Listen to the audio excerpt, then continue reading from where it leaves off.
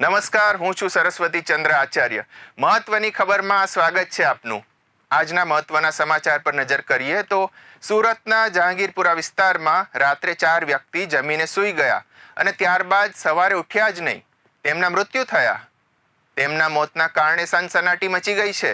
Food પોઈઝનિંગના કારણે આ મૃત્યુ થયા છે કે પછી સામૂહિક આપઘાતનો બનાવ છે, એ લઈને ઊંડી તપાસ હાથ ધરવામાં આવી છે.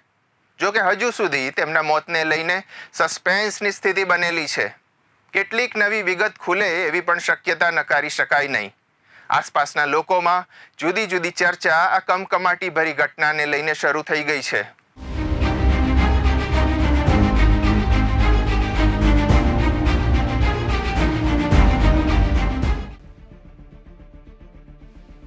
સુરતમાં 4 લોકોના મોત બાદ 3 જુદા જુદા એંગલ્સથી તપાસ ચાલી રહી છે, જેમાં સામૂહિક આપઘાત એંગલ્સ, ગેસ ગુંગળામણથી મોત અને ફૂડ પોઈઝનિંગથી મોતને લઈને તપાસ ચાલી રહી છે.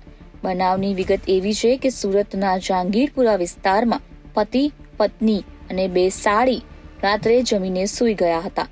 સવારે ઉઠ્યા જ નહીં ને 4 સામૂહિક આપઘાત કર્યાની શંકા પણ વ્યક્ત કરવામાં આવી રહી છે.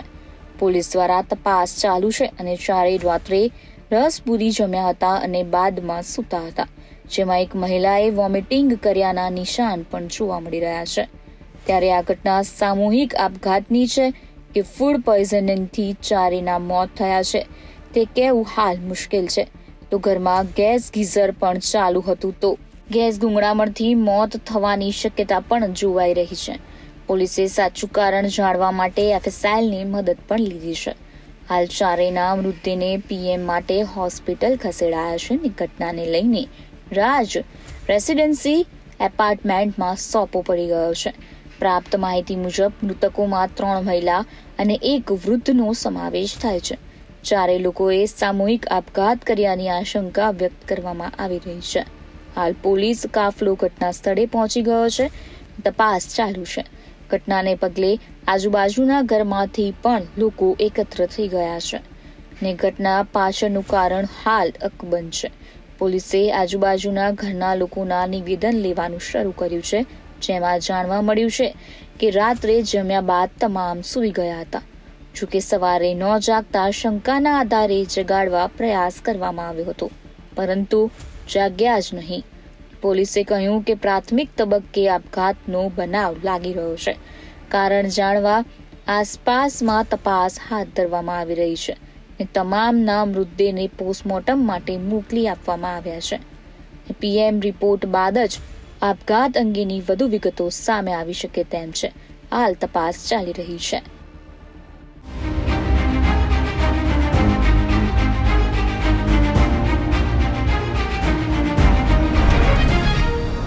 રાજ્ય સરકાર દ્વારા ઉનાળુ પાક ખરીદીને લઈને મહત્વનો નિર્ણય સામે આવ્યો છે. રાજ્યભરમાં આગામી તારીખ 20મી જૂનથી ઉનાળુ મગની ટેકાના ભાવે ખરીદી શરૂ થશે, જે અંતર્ગત ખેડૂતો પાસેથી ટેકાના ભાવે આશરે ₹108 કરોડની કિંમતના 12,633 મેટ્રિક ટન જથ્થાની ખરીદી કરાશે. મહત્વનું છે કે મગના વાવેતર વિસ્તાર ઉત્પાદનને ધ્યાને રાખીને 45 ખરીદ કેન્દ્રો સૂચિત કરાયા છે.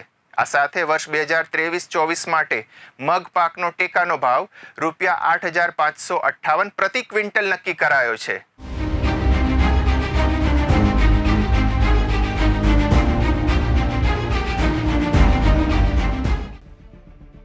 ગુજરાત સરકાર દ્વારા રાજ્યના ખેડૂતોના હિતમાં વધુ એક મહત્વપૂર્ણ નિર્ણય લેવામાં આવ્યો છે. રાજ્ય સરકારના ખેડૂત હિતલક્ષી નિર્ણય અંગે માહિતી આપતા કૃષિ મંત્રીએ જણાવ્યું હતું કે વર્ષ 2023-24ના ઉનાળુ મગની ટેકાના ભાવે ખરીદી કરવાનો રાજ્ય સરકારે નિર્ણય કર્યો છે.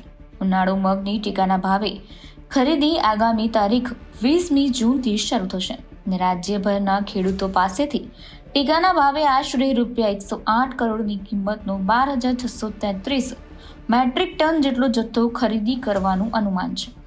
ઉનાળુ મગની ટેકાના ભાવે ખરીદી માટે ગત તારીખ 14મી જૂનથી ખેડૂતોની નોંધણી શરૂ કરી દેવામાં આવી છે. અત્યારે રાજ્યની વિવિધ APMC ખાતે મગ પાકનો સરેરાશ બજાર ભાવ ખેડૂતોની પડતર કિંમતની સામે અપેક્ષા કરતાં થોડો ઓછો હોવાથી રાજ્યના કોઈ પણ ખેડૂતને આર્થિક નુકસાન ન થાય તે માટે રાજ્ય સરકાર દ્વારા ઉનાળુ મગની ટેકાના ભાવે ખરીદી કરવાનો આવશે. અને ખેડૂતોને ઉનાળુ મગની પડતર કિંમત સામે પોષણક્ષમ ભાવ મળી રહે તે માટે ભારત સરકાર દ્વારા વર્ષ 2023-24 માટે મગના પાકનું ટેકાનો ભાવ ₹8,558 પ્રતિ ક્વિન્ટલ નક્કી કરવામાં આવ્યો છે. રાજ્યમાં મગ પાકના વાવેતર વિસ્તાર અને ઉત્પાદનને ધ્યાને રાખીને ટેકાના ભાવે ખરીદી માટે 45 ખરીદ કેન્દ્રો સૂચિત કરવામાં આવ્યા છે. મગની ટેકાના ભાવે ખરીદીના ફીડ થકી રાજ્ય સરકાર દ્વારા નિયુક્ત કરાયેલ રાજ્યની nodal agency Indi Agro consortium producer મારફત કરવામાં આવશે અને મગની ટેકાના ભાવે ખરીદી માટે ખેડૂતોએ ગ્રામ્ય કક્ષાએ ગ્રામ કેન્દ્રો પરથી VCE મારફત નોંધણી કરાવી શકાશે, જેના માટે ખેડૂતોએ કોઈ ચાર્જ ચૂકવવો પડશે નહીં.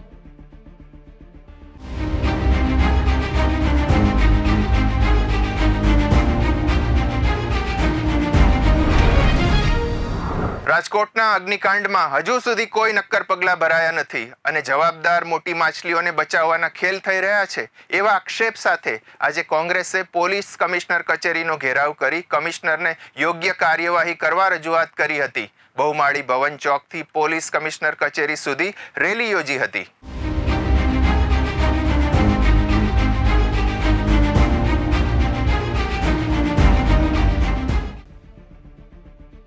ટીઆરપી ગેમ ઝોનમાં થયેલા આગકાંડમાં 27 જેટલા લોકોના જીવ હોમાયા હતા, જે બાદ સતત સ્થાનિક લોકો અને કોંગ્રેસ દ્વારા વિરોધ કરવામાં આવી રહ્યો છે. હાલ રાજકોટમાં ટીઆરપી ગેમ ઝોન અગ્નિકાંડ મામલે કોંગ્રેસના અનેક મોટા નેતાઓ દ્વારા વિરોધ કરવામાં આવ્યો હતો. કોંગ્રેસ દ્વારા બહુમાળી ચોકથી પોલીસ કમિશનર કચેરી સુધી રેલીનું આયોજન કરવામાં આવ્યું હતું, જેમાં કોંગ્રેસના કાર્યકર્તાઓ અલગ અલગ પોસ્ટરો સાથે પહોંચ્યા હતા. ટીઆરપી આગકાંડમાં 27 જેટલા લોકોના જીવ હોમાયા બાદ સરકાર દ્વારા SITની રચના કરવામાં આવી છે. જો કે તેના દ્વારા યોગ્ય કાર્યવાહી કરવામાં ન આવતાના આરોપ સાથે કોંગ્રેસના મોટા નેતાઓ દ્વારા વિરોધ પ્રદર્શન કરવામાં આવી રહ્યું છે, જેમાં કોંગ્રેસ નેતા અમિત ચાવડા, સાંસદ જ્ઞાનીબેન ઠાકોર, MLA જિગ્નેશ મેવાણી અને સિવાય પ્રદેશ પ્રમુખ નરેન્દ્ર સોલંકી સહિતના નેતાઓ હાજર રહ્યા હતા. જે દરમિયાન પોલીસ સાથે ઘર્ષણના દ્રશ્યો પણ સામે આવ્યા હતા. કોંગ્રેસ દ્વારા માંગ કરવામાં આવી રહી છે SITમાં IPS અધિકારીને સમાવવામાં આવે અને પીડિત પરિવારજનોને માત્ર 4 લાખ નહીં પરંતુ 1 કરોડ ચૂકવવામાં આવે તેવી માંગ કરવામાં આવી રહી છે. કોંગ્રેસ દ્વારા SITમાંથી સુભાષ ત્રિવેદીને દૂર કરી અન્ય IPS અધિકારીઓને સમાવવાની માંગણી કરવામાં આવી છે. કોંગ્રેસના વિરોધ પ્રદર્શનને લઈને રાજકોટમાં ચુસ્ત પોલીસ બંદોબસ્ત પણ ગોઠવવામાં આવ્યો હતો. પોલીસ દ્વારા કોંગ્રેસના કાર્યકર્તાઓને પોલીસ કમિશનર કચેરી અંદર જવા દેવામાં ન આવતા ઘર્ષણ પણ સર્જાયું હતું. પોલીસ કમિશનર કચેરીનો દરવાજો બંધ કરવામાં આવતા ગુજરાત પ્રદેશ કોંગ્રેસના સિવાય પ્રમુખ નરેન્દ્ર સોલંકીએ ગેટ કૂદવાનો પ્રયાસ કર્યો હતો. આ સાથે કોંગ્રેસના કાર્યકર્તાઓ દ્વારા બસ રોકીને રાજકોટના રાજમાર્ગો પર ચક્કાજામ પણ કર્યો હતો. નરેન્દ્ર સોલંકી દરવાજો કૂદવા જતા પોલીસ સાથે ઘર્ષણ થયું હતું. આથી પોલીસ કમિશનર કચેરીની અંદર જવા દેવામાં ન આવતા કોંગ્રેસના કાર્યકર્તાઓ દ્વારા ચક્કાજામ કરવામાં આવ્યું છે. આ રેલીમાં ઋત્વિજ મકવાણા, પાલ આંબલિયા, જેનીબેન ઠુમ્મર, ગાયત્રીબા વાઘેલા, લાલજી દેસાઈ સહિતના અનેક નેતાઓ આ રેલીમાં જોડાયા હતા.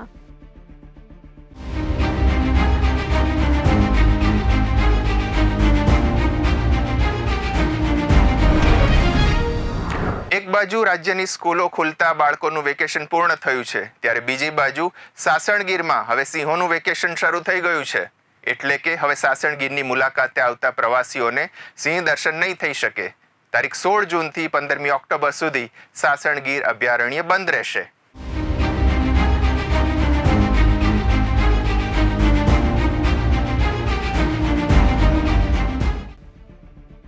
ચોમાસાની ઋતુને ધ્યાનમાં રાખીને 4 મહિના સુધી સાસણગીર અભયારણ્ય પ્રવાસીઓ માટે બંધ રાખવામાં આવશે. જોકે દેવળિયા સફારી પાર્ક ખુલ્લું રાખવામાં આવશે.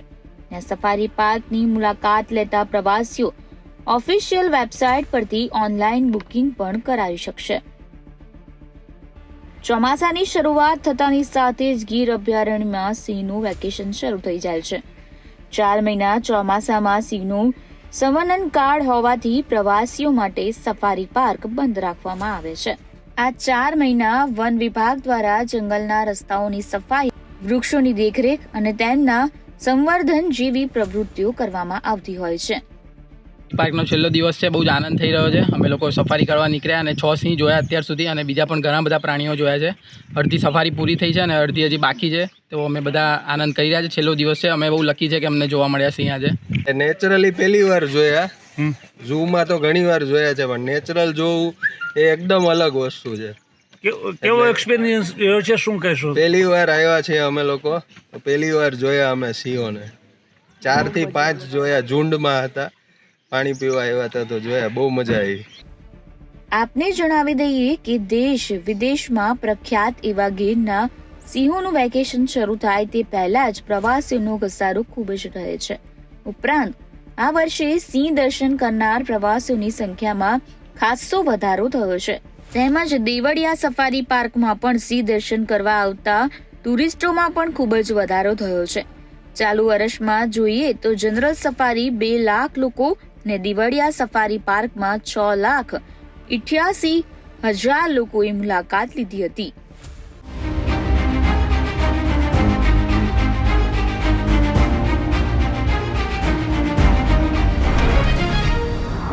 ઇટલીના પુગલિયામાં G7 શિખર બેઠકનું આયોજન કરવામાં આવ્યું હતું, જેમાં અમેરિકાના રાષ્ટ્રપતિ જો બાઇડન સહિતના શક્તિશાળી લીડર્સ જોડાયા હતા. જોકે આમાં આઉટરીચ કન્ટ્રી તરીકે ભાગ લેવા ભારતને આમંત્રણ આપવામાં આવ્યા બાદ પીએમ નરેન્દ્ર મોદી છવાઈ ગયા હતા. મોદી 14મી જૂને આઉટરીચ સત્રમાં ભાગ લીધો હતો. આ સત્ર આર્ટિફિશિયલ ઇન્ટેલિજન્સ, એનર્જી, આફ્રિકા અને ભૂમધ્ય સાગર પર કેન્દ્રિત રહ્યા બાદ વિશ્વના લોકોમાં સત્રની ચર્ચા છે. મોદી ફરીવાર દુનિયાના લીડર્સમાં છવાયેલા રહ્યા હતા. બાઇડન સહિત જુદા જુદા દેશોના લીડર્સ સાથે મોદીએ વાતચીત પણ કરી હતી.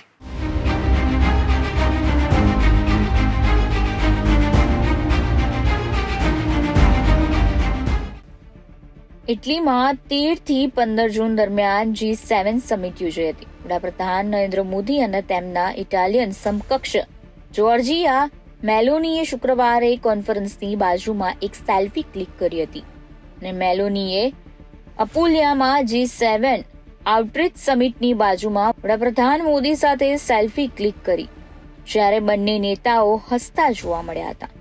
ગયા વર્ષે ડિસેમ્બરમાં બંને નેતાઓએ દુબઈમાં 28મી કોન્ફરન્સ ઓફ ધ પાર્ટીઝના અવસર પર સેલ્ફી લીધી હતી અને શિખર સંમેલન વચ્ચે વડાપ્રધાન મોદીએ ઇટલીમાં G7 સમિટની બાજુમાં તેમના ઇટાલિયન સમકક્ષ સાથે દ્વિપક્ષ બેઠક યોજી હતી અને આ દરમિયાન બંને નેતાઓએ બંને દેશો વચ્ચે સંરક્ષણ અને સુરક્ષા સહયોગ અંગે ચર્ચા કરી હતી. વિદેશ મંત્રાલયે એક નિવેદનમાં કહ્યું કે બંને પક્ષોએ દ્વિપક્ષીય સંરક્ષણ અને સુરક્ષા સહયોગ અંગે ચર્ચા કરી અને સંરક્ષણ ઔદ્યોગિક સહયોગને વધુ વધારવાની આશા વ્યક્ત કરી હતી. ભારતના વડાપ્રધાને યુક્રેનના રાષ્ટ્રપતિ ઝેલેન્સ્કી, ફ્રાન્સના રાષ્ટ્રપતિ સાથે વાતચીત કરી હતી. પોતાના સંબોધનમાં કેટલીક ઉપયોગી વાત કરી હતી અને યુક્રેનના રાષ્ટ્રપતિ અંગે સાથે યુદ્ધ સ્થિતિ અંગે ચર્ચા કરી હતી. અને પીએમ મોદીએ શુક્રવારે G7 સમિટમાં પોપ ફ્રાન્સિસ સાથે મુલાકાત કરી હતી. મોદીએ પોપ ફ્રાન્સિસને ભારત આવવાનું આમંત્રણ આપ્યું છે. એવી અપેક્ષા છે કે આ વખતે પોપ ફ્રાન્સિસ ભારતની મુલાકાતે આવશે. પીએમ મોદીએ 77 વર્ષીય પોપ ફ્રાન્સિસને ગળે લગાવ્યા અને હળવાશથી ચેટ કરતા જોવા મળ્યા. પીએમ મોદી દ્વારા પોપ ફ્રાન્સિસને પણ વર્ષ 2016 અને 2021માં ભારત આવવાનું આમંત્રણ આપ્યું હતું અને પીએમ મોદી પહેલા પંડિત જવાહરલાલ નહેરુ, ઇન્દિરા ગાંધી, ઇન્દર કુમાર ગુજરાલ અને અટલ બિહારી વાજપેયીએ પોપને મળ્યા હતા. જ્યારે પીએમ મોદી 2021માં G20 સમિટ માટે રોમની મુલાકાતે ગયા હતા ત્યારે તેઓ પોપ ફ્રાન્સિસને પણ મળ્યા હતા અને તેમને ભારત આવવાનું આમંત્રણ આપ્યું હતું. અને પોપ ફ્રાન્સિસ વર્ષ 2016માં પણ ભારત આવવાના હતા, પરંતુ તે થઈ શક્યું નહીં.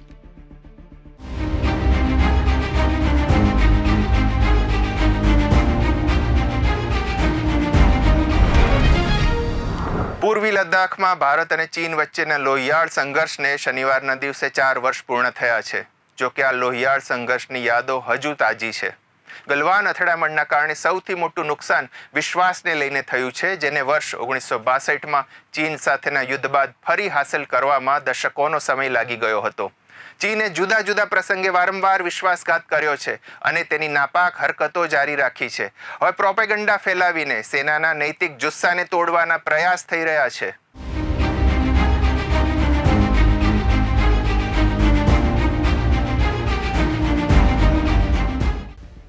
પૂર્વ લદ્દાખમાં ભારત અને ચીન વચ્ચેના લોહિયાળ સંઘર્ષને 4 વર્ષ વીતી ગયા હોવા છતાં આજે પણ બંને દેશો વચ્ચેના સંબંધો સતત તંગ છે. બંને દેશો વચ્ચે મડાગાંઠ કેટલી ઊંડી પહોંચી છે તેનો અંદાજ એ વાત પરથી લગાવી શકાય છે કે જ્યારે નરેન્દ્ર મોદીએ ત્રીજી વખત શપથ લીધા ત્યારે પુતિન, બાઇડન સહિત વિશ્વભરના રાષ્ટ્ર અધ્યક્ષોએ તેમને અભિનંદન આપ્યા હતા. પરંતુ ચીનના રાષ્ટ્રપતિ શ્રી જિનપિંગે પણ અભિનંદન આપ્યા નહોતા. મોદી 2.0 થી શરૂ થયેલી આ મડાગાંઠ મોદી 3.0માં પણ ચાલુ રહેવાની છે, કારણ કે ચીન કોઈ પણ સંજોગોમાં LAC ઉપર એપ્રિલ 2020 પહેલાની સ્થિતિમાં પાછા ફરવા માટે તૈયાર નથી, જેની ભારત હંમેશા માંગ કરી રહ્યું છે. સેનાના નિવૃત્ત લેફ્ટનન્ટ જનરલ VR ભૂષણનું માનવું છે ગલવાન અથડામણમાં સૌથી વધુ નુકસાન વિશ્વનું થયું હતું, જેને 1962માં ચીન સાથેના યુદ્ધ બાદ પાછું મેળવવામાં દાયકાઓ લાગ્યા હતા ને ડોકલામમાં પણ 73 દિવસની મડાગાંઠ બાદ સ્થિતિ સામાન્ય થઈ હતી અને સંબંધો પાટા ઉપર ફરી વળ્યા હતા. ત્યારબાદ ચીનના રાષ્ટ્રપતિ શ્રી જિનપિંગે પણ ભારતની વ્યાપક મુલાકાત લીધી હતી. એવું લાગ્યું હતું કે હવે બંને દેશો સંબંધો પુનઃસ્થાપિત કરવા અને આર્થિક રીતે મજબૂત બનવા માટે સાથે મળીને કામ કરશે. પરંતુ 2020ના ઉનાળામાં તે અથડામણ પછી ભારત અને ચીન વચ્ચે કમાન્ડર સ્તરની વાટાઘાટોના ઓછામાં ઓછા 21 રાઉન્ડ અને વિદેશી સ્તરની વાટાઘાટોના 13 રાઉન્ડ થયા છે, જે પછી 5 મુલાકાતો પોઈન્ટ ઉપર સૈનિકોનું પાછું ખેંચવું શક્ય બન્યું, જેમાં પેંગોંગ, તોસાના ઉત્તર અને દક્ષિણી કાંઠા, ગોગરા હોટ સ્પ્રિંગ્સ વિસ્તારમાં પેટ્રોલિંગ પોઈન્ટ 15 અને 17A અને ગલવાન ખીણનો સમાવેશ થાય છે. પરંતુ હજુ પણ 2 મહત્વની જગ્યાઓ ઉપર મડાગાંઠ છે. આમાં ડેપ્સાંગ મેદાનોનો પણ સમાવેશ થાય છે, જેની ઉત્તરે ભારતનું એડવાન્સ લેન્ડિંગ ગ્રાઉન્ડ અને દૌલત બેગ ઓલ્ડી આવેલું છે. અને આ સિવાય IPSPD નિત્યાના રિપોર્ટ અનુસાર ભારતે પૂર્વ લદ્દાખમાં 65 પેટ્રોલિંગ પોઈન્ટમાંથી 26 ગુમાવ્યા છે.